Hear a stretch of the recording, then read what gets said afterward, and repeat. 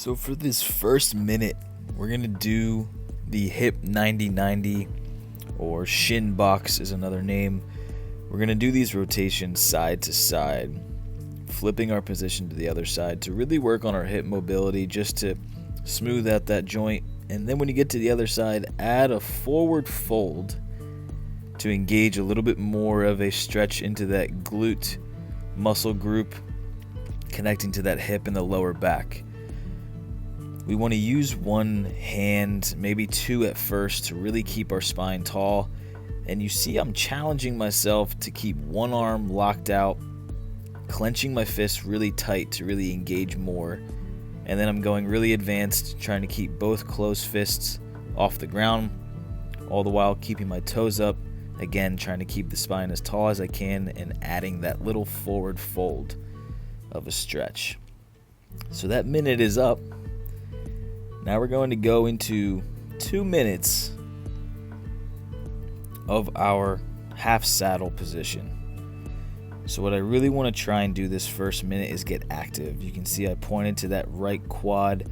I'm going to try and drive that right leg, the right knee, into the floor to really light up the quad stretch, and I'll start to lean back. So what you can do here is really take a big inhale for 4 seconds to really engage that quad and drive it down into the mat like I was pointing to earlier. Then relax for 6 seconds. Doesn't have to be 4 seconds and 6 seconds. You can do 4 seconds and 8 seconds. But I just want you to alternate between driving that leg into the ground to light up that quad and hip flexor stretch a little further, and then relax. So you can see I'm starting to use that medicine ball behind me as kind of a backrest because I'm a little tight today after going on a long run. But now this second minute on this side is going to be entirely passive.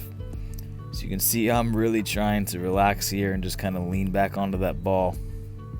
And use this second minute on this side to really sink into this stretch. Again, thinking about that right quad being what's getting a little looser. I might try and get down to one elbow, hopefully 2 elbows. And then I actually like to add this little rotation where I take the right arm and rotate and reach behind me, just to add a little more of a rotational stretch to this. We're almost at the end of the 2 minutes on this side. Try and get a little bit deeper before we switch legs.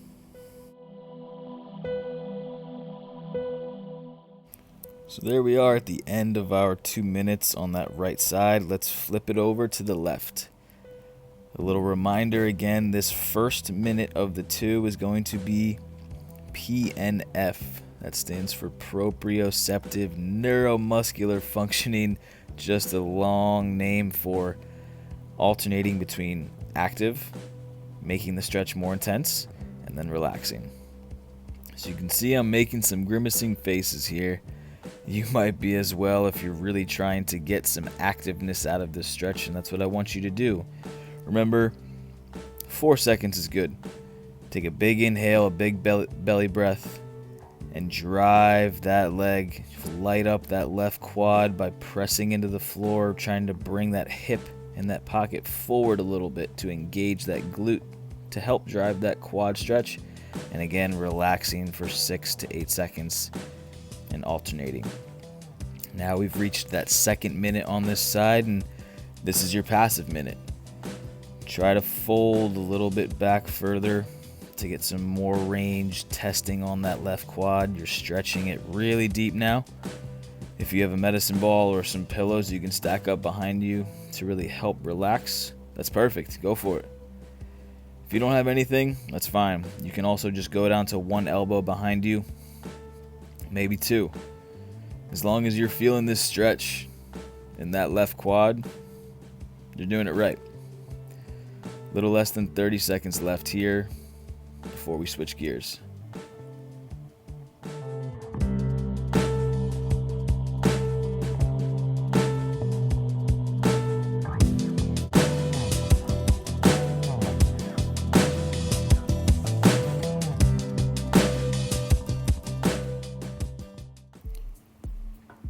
Alright, this new position, you're going to go to all fours and then step 1 foot up in between your hands. You might have commonly seen this position referred to as the dragon position. This is really good for that hip flexor on my left side. So the leg that's kind of out of view is the one that is really getting the big stretch for me. And you saw I pointed to my right knee driving over the toes. That's exactly what we want. I want to drive that right knee over the toes. And for this active part of the first minute, I want you to think about really lengthening those 2 legs. I'm going to use a kettlebell for a handle to really help the active part of this minute for myself. And remember, I'm going for 4 seconds of active stretch, then 6 to 8 seconds of passive. The whole entire minute.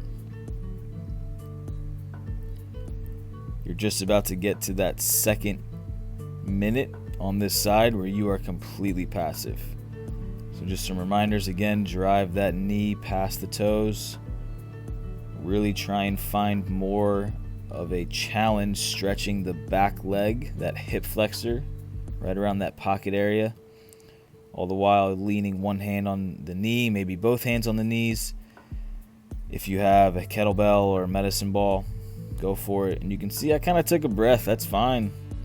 That is totally fine. This is your stretch. This is your recovery. Take it easy. You have a little less than 30 seconds left before we switch sides.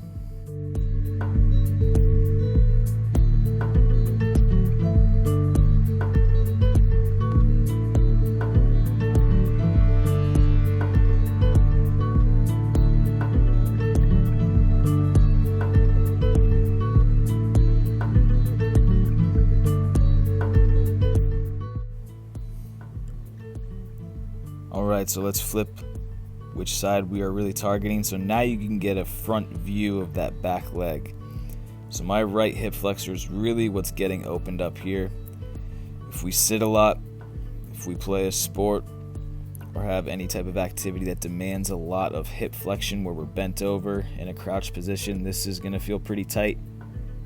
You really want to keep this open. So again, this first minute we are alternating between taking some big inhales, getting really active in that stretch, trying to drive the hip forward, drive the knee forward, light up that stretch even more. Just being in the position is probably pretty tough, but let's try and light it up a little bit, then relax. And again, alternate between those 4 seconds of activeness, 6 to 8 of passiveness. And now we're closing in on the last minute here. This is your passive minute. So mellow out here. Big breaths, big deep belly breaths. Try to relax. And just let that breath kind of guide you into a deeper stretch. Nothing that's really going past your pain threshold, but try and just open it up a little bit further. You have 30 seconds left here. Just relax into that hip flexor lengthening. It's opening. That front ankle's probably getting some good opening as well. You can move that kettlebell or a medicine ball out in front of you a little bit more, whatever object you have, to help balance, give you a little something to just lean on. That's cool. And now you're getting to the last few seconds here, and that's it. Good job today.